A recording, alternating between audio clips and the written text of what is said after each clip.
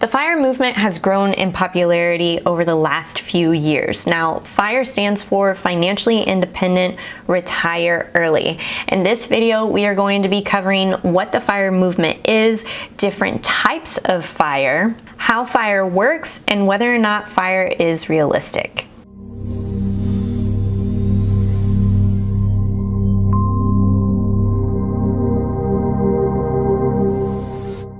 Hey guys, it's Justine with The College Investor, investing and personal finance for millennials. So let's get into it. Today we are talking about the FIRE movement. So with the FIRE movement, the ultimate goal is to achieve financial independence, which means you have enough saved in investments to retire early, or it simply means that you don't need to rely on a source of income with a day job in order to live out your retirement years.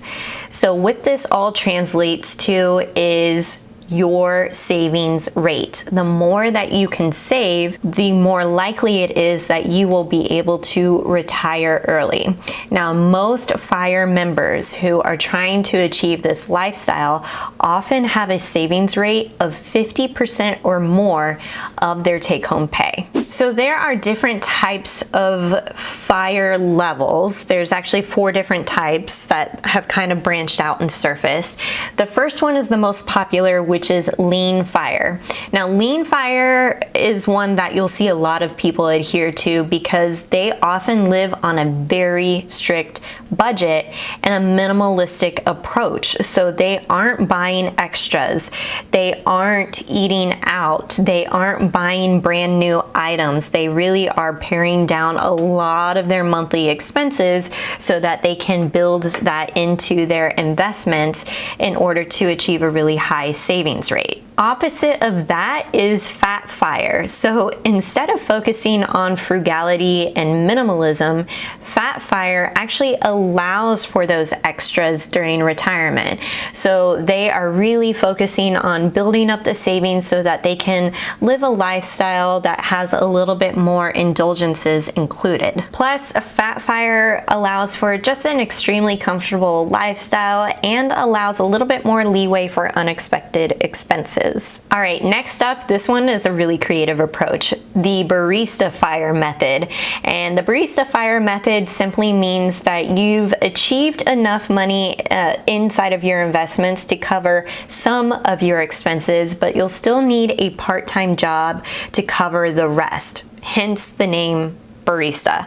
So you would be picking up a part-time job during that retirement time so that you can cover the rest of your expenses. So it allows a little bit of flexibility for you to choose a different career avenue or a different job that isn't requiring a lot of your time, that you can still do whatever you want to do during retirement, pick up hobbies, but also really supplement the rest of your expenses with a smaller income. Okay, the last type of FIRE method is the coast FIRE. So coast FIRE still thinks about retirement in the traditional sense in which you would retire at the age of 65, but you would still have enough money that would get you to that retirement. So let's say, for example, that you have $200,000 invested in a portfolio at the age of 30. Now, if you have a rate of return of about 6%, then you would have over $1 million by the time that you retire. So you wouldn't have to invest a single dime into that account after you reach $200,000, assuming a 6% rate of return. And instead, you can just coast your way to retirement and use that money for something else. So this really works if you are striving to hit that $1 million goal or whatever your retirement number is early on, and then you don't have to invest anything else. You can take that money and spend it on something else so that you can coast your way to retirement. All right, with those different types of methods, you're probably wondering, how exactly does FIRE work? What's the math behind all this? Well, FIRE really works off of the 4% rule. The 4% rule is taking a look at your total investment number, and you can withdraw up to 4% safely without without that money running out during the course of your retirement years. So for example, if your investments were worth $900,000, then you could withdraw $36,000 per year using the 4% rule.